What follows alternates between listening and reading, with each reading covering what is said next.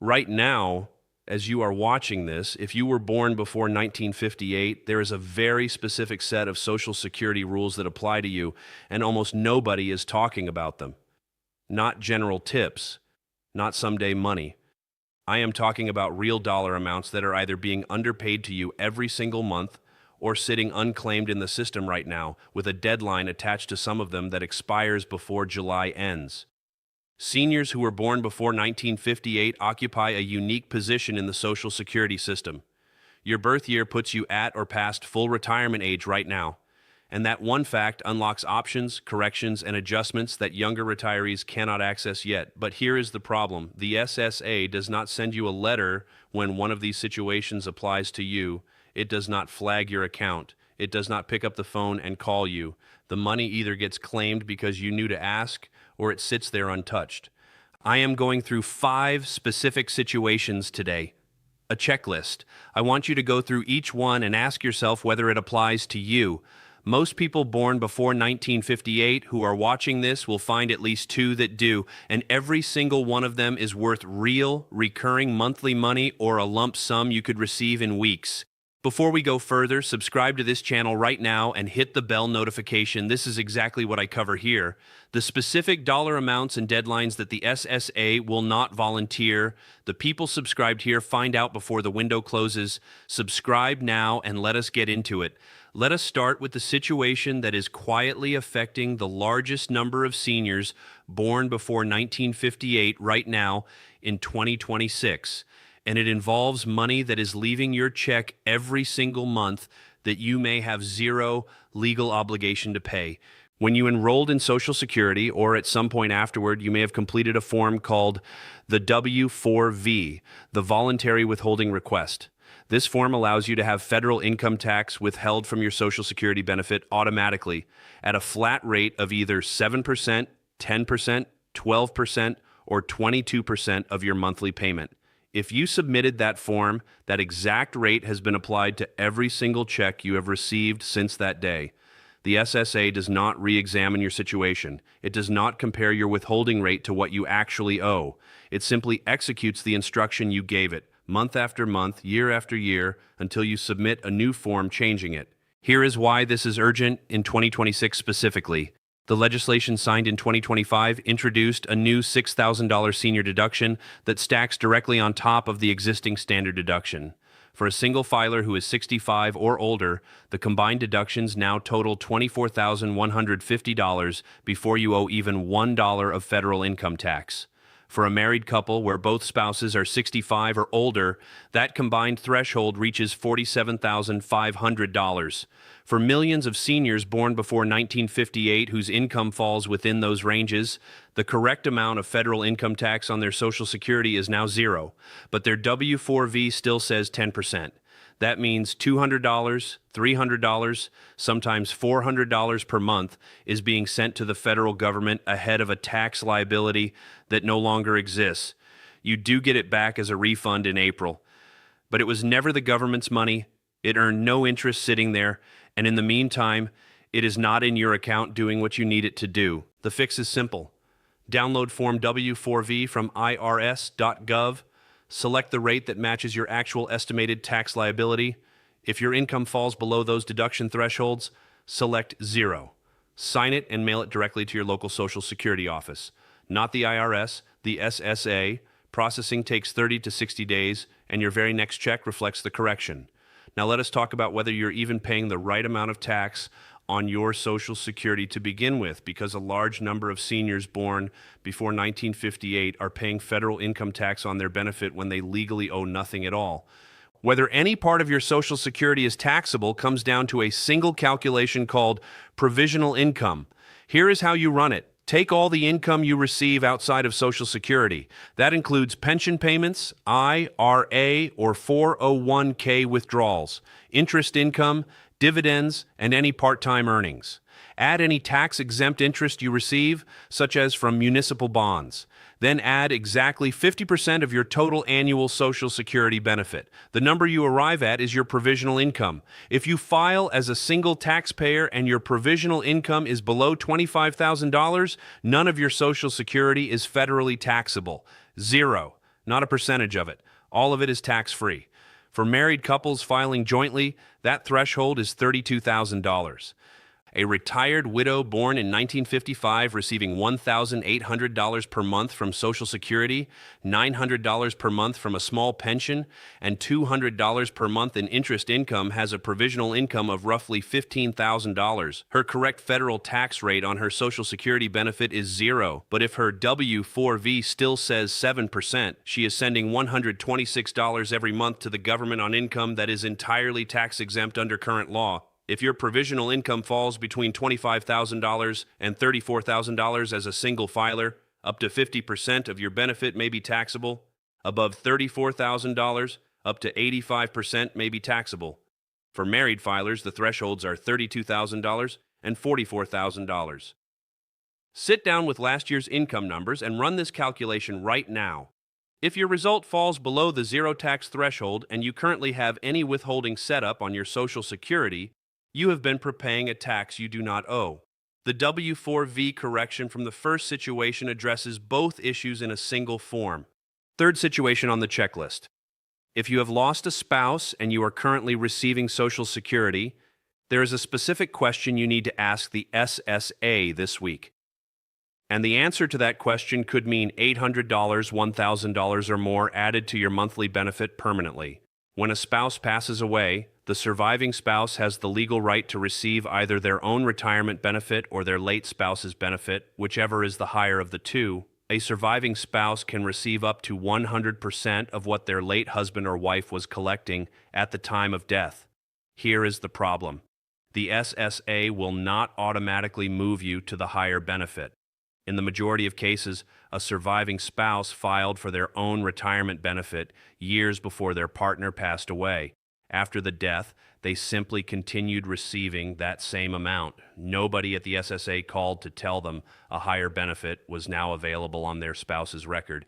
Think about what that means in real dollars. A woman receiving her own benefit of $1,350 per month, whose late husband had been collecting $2,200 per month, is leaving $850 per month unclaimed. That is $10,200 every year. That difference continues for the rest of her life. If you are a widow or widower and you are currently receiving Social Security, call the SSA directly at 1-800-772-1213 and ask them to pull two numbers for you: your current benefit amount and the amount you would be entitled to receive on your late spouse's record. Ask them to confirm which one you are currently receiving. Ask them to calculate the difference. If your late spouse's benefit is higher and you have not already switched, request the switch in that same phone call. This applies whether your spouse passed away last year or a decade ago. There is no time limit on making this correction going forward, but every month you wait is a month at the lower amount that you cannot get back.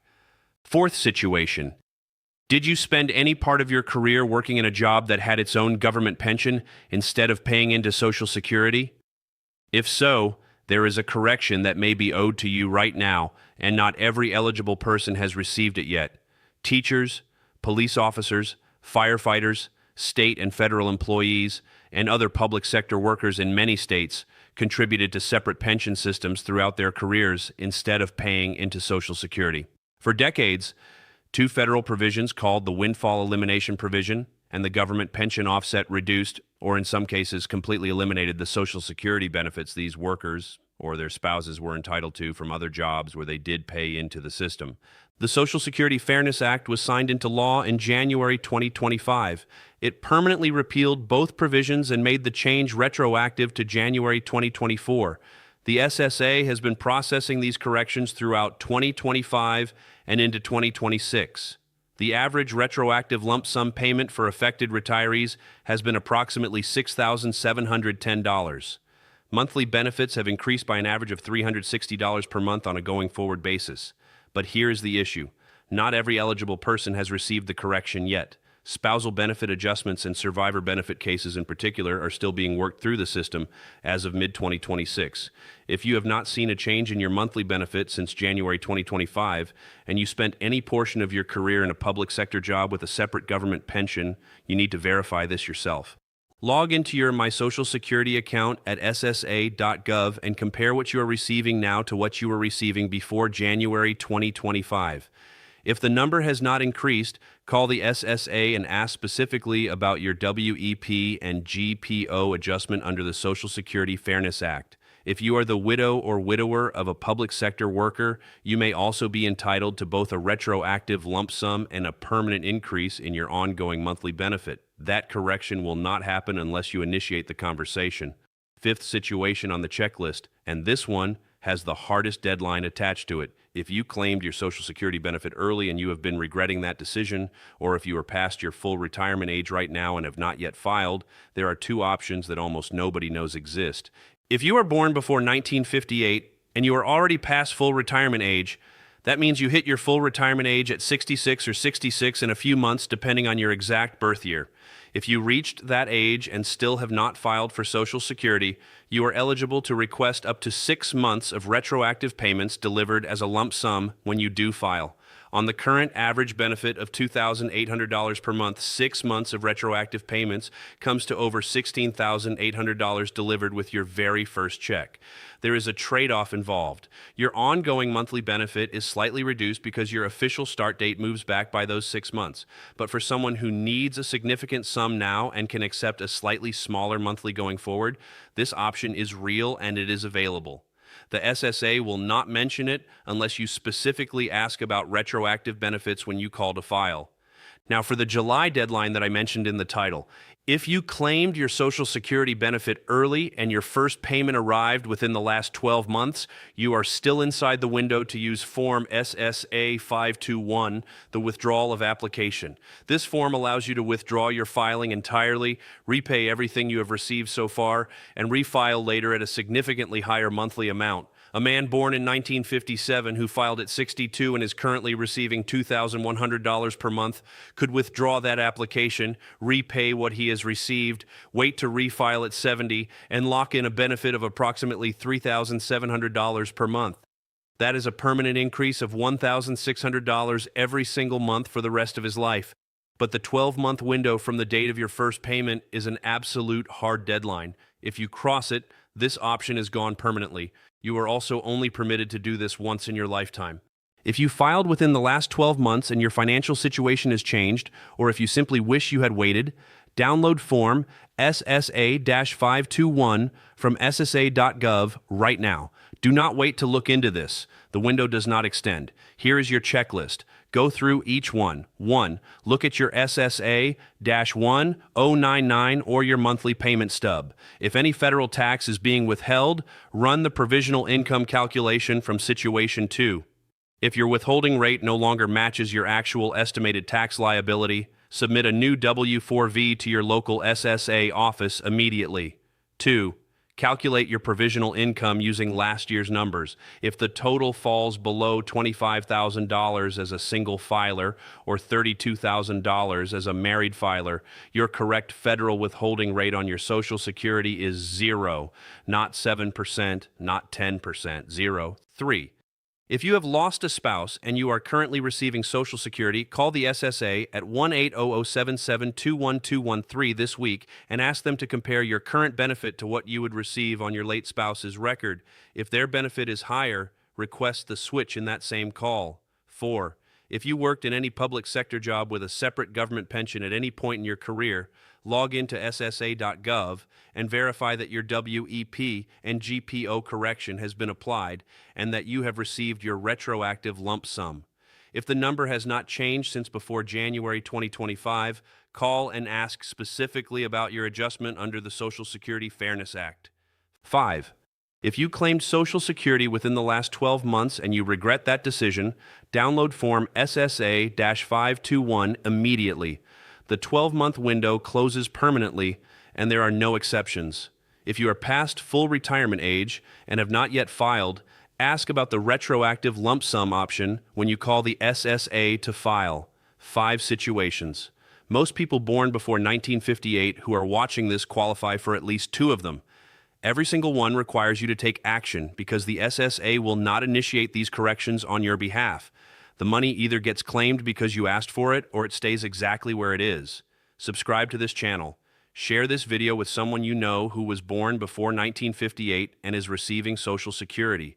What you just learned took them years to find out, or they never found out at all. Send it to them now.